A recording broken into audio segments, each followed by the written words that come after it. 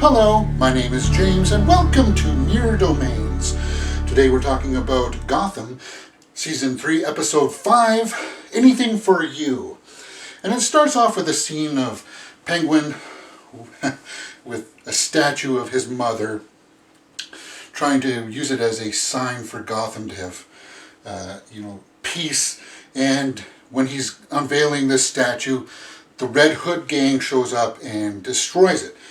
And that was okay. It was an interesting setup. What it was just saying is that the Red Hood gang is back in this episode, and they're coming to thwart the Penguin. And you kind of get the feeling as you may know who is behind all of it. And that's okay. And then it goes into Gordon and Valerie talking about their relationship and what's going on with Alice's blood from the previous episode. What else happens? Barnes looks at the death records and the photos, kind of wondering what's going on with himself too. And then Enigma comes back to Gotham PD, and there's kind of like a little bit of pomp there, kind of like him saying, well, you can't kick me out anymore, here I am. And Barnes just kind of like shoves it aside. I like that reaction to it. I like Barnes' reaction to Enigma coming back. Okay, so Penguin organizes the group of bad guys to go out and find who the new Red Hood gang is, because they defaced his mother's statue. And Barbara is at this meeting, which was kind of interesting. I didn't expect that. Well, yeah. Bruce meets with Gordon. Gordon calls Bruce and Selina kind of a thing. He says, well, why don't you just talk to her about your feelings and such, and it kind of makes him squeamish. Enigma and Lucius talk about the Red Hood gang. Enigma kind of comes into the forensics lab and looks at a piece of cloth, and he's kind of figuring out what's going on behind the scenes. Not too much happened with that. Gordon and Lee talk about engagement announcement. Yeah, okay, let's talk about that. That was interesting. Lee kind of pulls him aside to tell her about the announcement, and Gordon knows the last name and everything, Falcone, and you kind of got the impression that she was expecting kind of a reaction of him, like she wanted him to get angry about it almost. So you can see that they're setting it up that she really is not over him at all. Otherwise, why tell him? Why talk to him like that? Okay. And then something funny happens. While Enigma is at the police station there, he runs into Lee, and Lee punches him in the face. I like that. That was funny, because remember, Enigma killed Kringle, right? And she's still bitter about that, understandably. Okay. Tabitha and Barbara talk about doing business for the Penguin. What are the pros and cons? How can they figure out what's going on behind the scenes? And they pull this guy out of the freezer who tells them what's going on. And then the Red Hoods torch a bus, a priest's bus, and then we find out that Butch is behind all of it. Okay, so there it is. Butch is behind this new Red Hood gang because he's trying to get at the Penguin for some reason. I'm guessing to either overthrow him or prove his worthiness to him so that he can be the second in command again. Gordon and Bruce talk over lunch. Gordon says to Bruce he should open up to Selina, and I think that's when he says, well, are you following your own advice too? Because I guess Gordon and Valerie Vale are sort of becoming more of a thing. And then I guess Enigma finds out what happens, and he tells Penguin where to find the Red Hood gang, and Butch sort of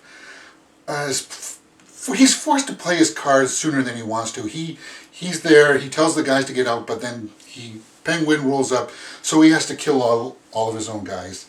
And he almost gets away with it, except Enigma knows what's going on. We know he's going to eventually try to pull him aside and tell him, hey, what are you doing there? Okay. And then there was a quick scene with Barnes checking out with Lee and asking about the blood and all what's going on there. I think that's just setting up for future storylines. And the big scene, the climax of this episode, was at the bar called the Sirens, where the mayor was having a victory party over the Red Hood or whatever gang.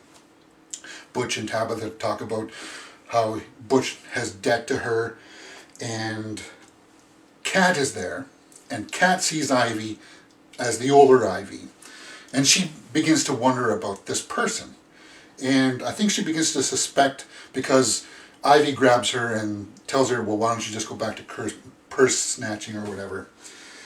And it gets her attention. It's really curious why Ivy's there. I'm not sure exactly what they're doing with that storyline.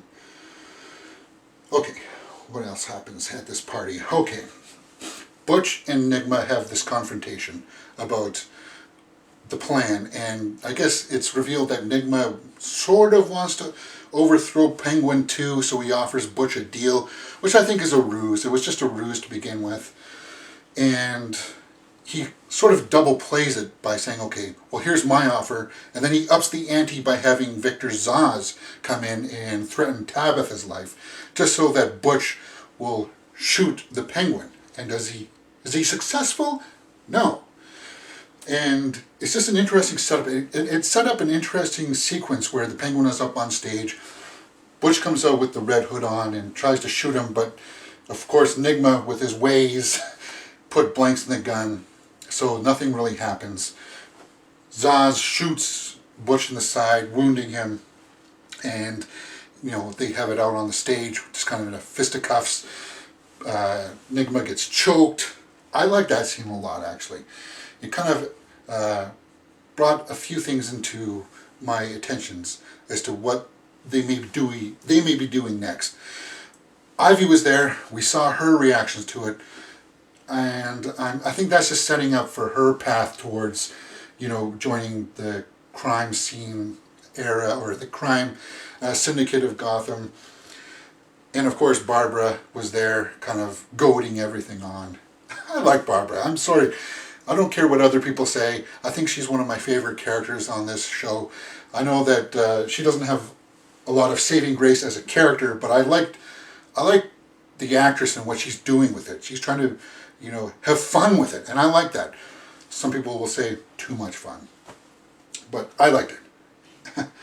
Okay, so then that all kind of wraps up. We see that Nigma pledges his allegiance to Penguin in the end, and that's about it. And then when it sets things up for the next episode, Tabitha puts on her costume and saves Butch, I guess.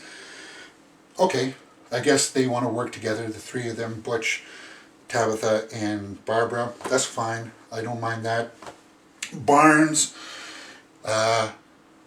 here's the news about the breakout, and he steps up and he's like walking around, and then he realizes that he doesn't have that little crutch anymore. And he has a little flash in his eyes that Alice's blood is actually starting to work on him. It's making him stronger. So obviously, I don't know if he's going to become a bad guy. Maybe he will. I'm guessing that he will. And then the final scene was with the Hatter coming back.